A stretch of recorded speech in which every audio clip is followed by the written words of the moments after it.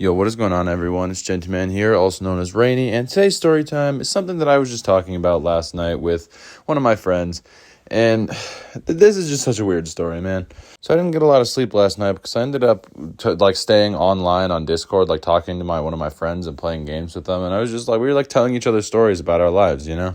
So I ended up remembering this story, and it was something that happened during my last year of high school, and I remember it was because my girlfriend was in this play, right? And so the play had already happened, and this girl who, we're going to call her Rachel.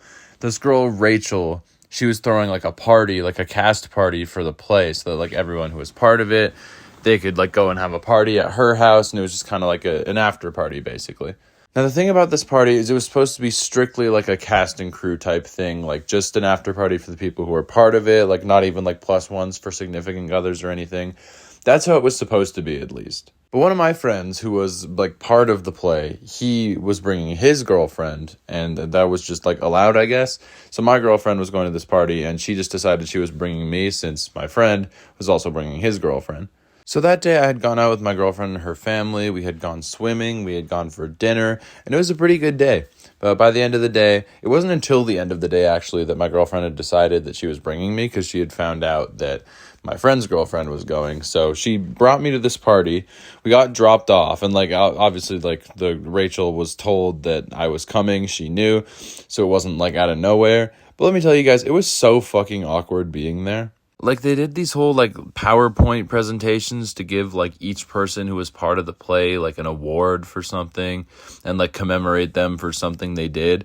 And it was there's a big thing for everyone who was part of the play, and I wasn't part of it, so I was just kind of there. So I won't lie to you guys, I spent a lot of my time kind of just sitting with my girlfriend and going over to the food table and robbing half the food.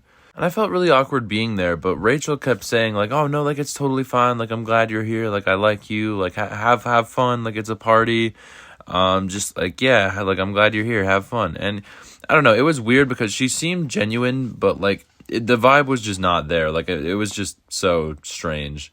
But, eventually they got done with their PowerPoints and stuff, and it kind of just became a socializing, not really a loud music and dancing kind of party, but just a socializing kind of party. And it actually became kind of cool. It got a little bit more fun from there. Still a little awkward because most people were talking about this play, and I wasn't part of the play. I was kind of just there. But I knew most of the people, most of them knew me, so it wasn't really that bad anymore. And I remember there was my friend, he had a sword. It was a replica sword of Sasuke's sword from Naruto. And he had brought that with him, and there was a piñata of, I think Chase is the name of the character or something, from Paw Patrol.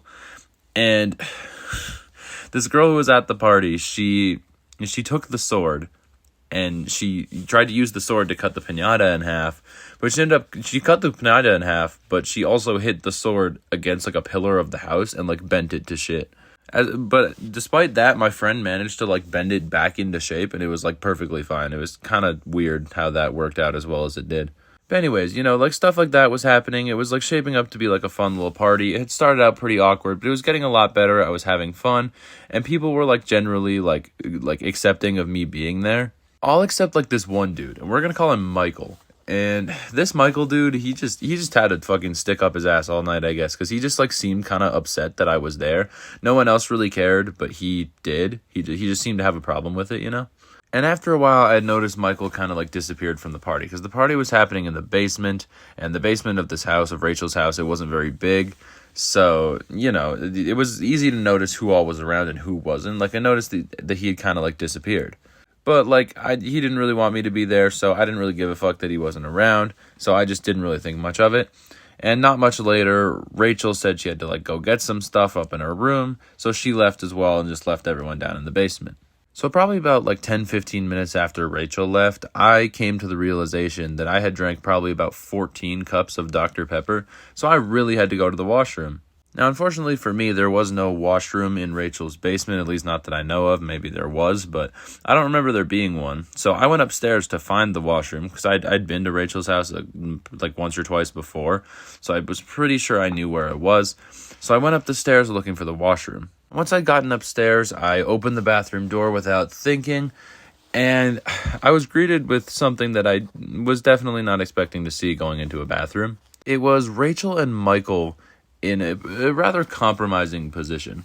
Now, I know how that sounds, and it wasn't exactly, like, it wasn't really, like, they weren't fucking or anything, like, that's not what was happening, but Rachel had, like, her pants down, and Michael was, using his nose to, how do I put this without getting demonetized? He was using his nose to, like, snort a thing that rhymes with bloke.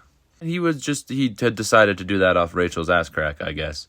But the kind of funny part is, like, Rachel had a really, like, big-ish house, and, like, the bathroom was really big, and I guess I opened the door really quietly, because I managed to close it, and they didn't even fucking notice that I had opened the door.